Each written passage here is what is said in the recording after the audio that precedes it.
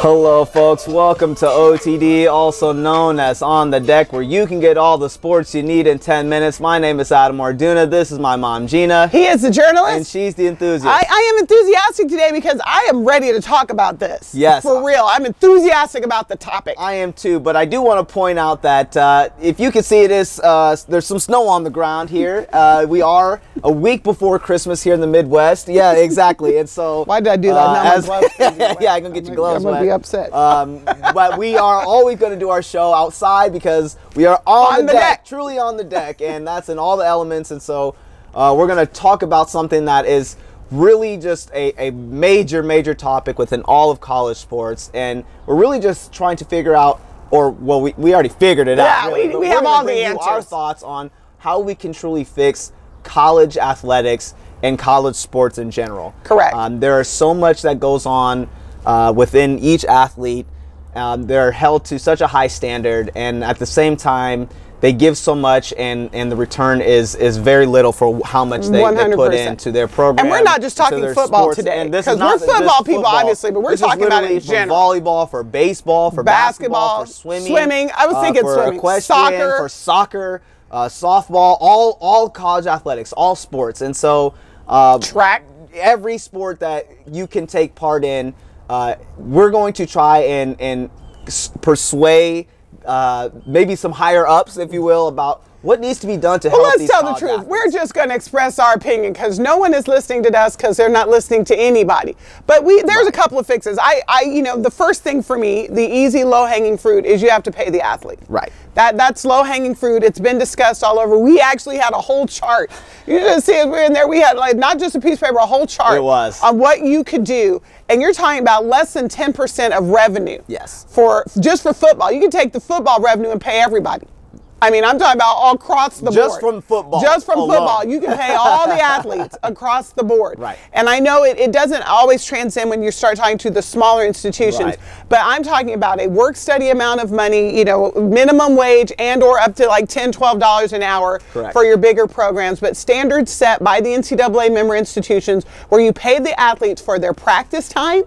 And you pay them for their, not for playing. You don't get paid when they're actually on the field. Right? Is that what we said? Yes. But all your prep time before the games, you get paid for that time. Exactly. And for being a student and essentially, yes, for putting those fans in the stands. I mean, let's be honest. People go to these games to see these teams, and football specifically, as we're trying not to... We're trying not to be football specific. We're just saying that football is a huge catalyst for a lot of money, and you can literally pay out almost every athlete on campus through the football program. And there are some programs that can pay all of their athletes and a couple of other schools. Yeah, right. I mean, and I'm not talking about the cost. I'm talking about net profit. And then in the football program. And then so, since we want to kind of divert from football, right, the conference itself has enough money to help these institutions, help these athletes not be broke and feel desperate when it comes to, hey, I'm hungry and I need to go to the store, but I don't have $20 to my name. That scholarship that I was promised and given only covers so much, and at the end of the day, I'm still the hungry athlete needing some food. Well, let's give two quick examples. I'm going to give a football one. You give a basketball one. Okay. Football one. My boy Jameis Winston. He's now in the pros. He's killing it for the Tampa Bay Buccaneers, but he was the Heisman Trophy winning phenom at Florida State. Yes. He got in all kind of trouble. News media ran the 24-hour sports media cycle because he took some crab legs. Supposedly he stole the crab legs. Well, when the real story came out, when Jameis actually got to tell it later, because when he got drafted, he's sitting there, didn't go to the draft, eating crab legs at his grandma's couch. People are like, oh, that's in bad taste. No, it wasn't, because here's the real story. It was one of his roommates, his teammates' birthday. They're all broke. I mean, have no money because the athletes don't.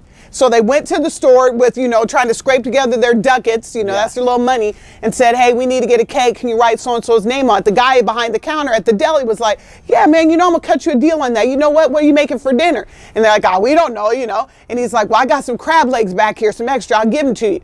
So they come back to get the cake and the crab legs. The guy's not working that day. The cake's marked paid. The crab legs aren't. Well, they took the crab legs so that they could make a birthday dinner for another teammate and roommate who couldn't be home celebrating with his family because you don't get to go home. Correct. That's what the whole hubbub was about. Yes. If he'd had money in his pocket, he'd have paid for the crab legs. But he wasn't trying to do it because he's privileged and wanted crab. He's trying to make birthday for a college athlete. Right. Now, that caused all kind of, should the NCAA investigate? And, Jameis is the worst person ever. Exactly. And what was your example? Well, and similar, not completely similar to that, but along with that story, I know a personal basketball player who was a friend of mine while I was at Kansas State.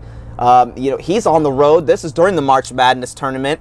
And we all understand that those tournaments are really strenuous on all the athletes because you got to fly all over the country. You got early rounds. You got all the rounds. You're playing in 3-4 games in a week. And it's a lot. And so when you're just you with your team, you realize that, man, same situation. I don't have that side. He's saying, I don't have the money. He calls up his former high school coach, and he's like, look, coach, I'm struggling. I'm on the road. I'm not even on campus where I can at least go. We call it the Derb. That's where we eat. So I can't even go to the Derb to get food. And, we only get so much, meal time. We only get so much food when we're on the road. The coach was like, look, man, let me send you a couple $100. His high school coach. His high school coach. This is not his AAU coach. It's not, one of the agent coaches. This is a coach that helped mentor him and get into where he's at in life. And he was just expressing how he was struggling. And the coach was like, let me help you out. Let me send you some money. And he got suspended because he got money from someone that basically was like a father to him. Right. And I don't know how else it could have been handled, but essentially it ended up, I don't want to say it got Coach Frank Martin fired. He didn't get fired. He ended up quitting.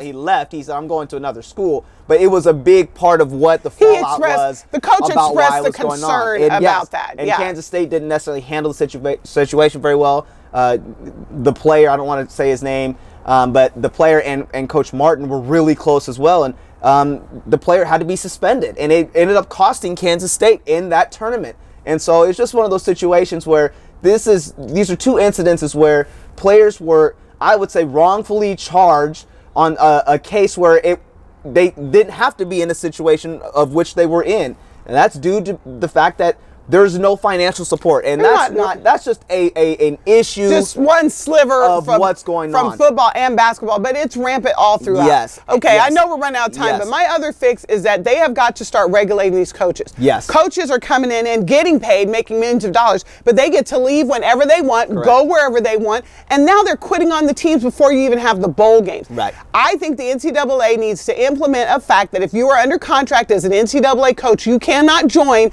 another team until after January 15th of the year following your football season. So this year would be January 15th, 2017. Correct. And they already put restrictions on coaches. Right. You have limits on when you can do recruiting. You got blackout periods. Right. You can only travel here, there, or so. Right. So if the NCAA puts some restrictions on coaches, especially football coaches, I think that you'd be fixing some of the problems in terms of, the big money coming in and yanking coaches out from under kids. The big money contract for these head coaches or assistant coaches are outrageous when it is in comparison to what the kids are doing and what they're not getting. And my last little fix would be there needs to be better restrictions and regulations on off-season programs during the wintertime and during the summer. There's just too much put on these kids. You expect them to be students at the same time, but then you expect them to be at the workouts at 6 a.m. and still perform at a high level all year long, not just in the season. Long, and it's just not fair to these kids. And they say, oh, well, it doesn't matter, it's a year-round sport. Okay, well, if that's the case, then these kids need to have breaks. There needs to be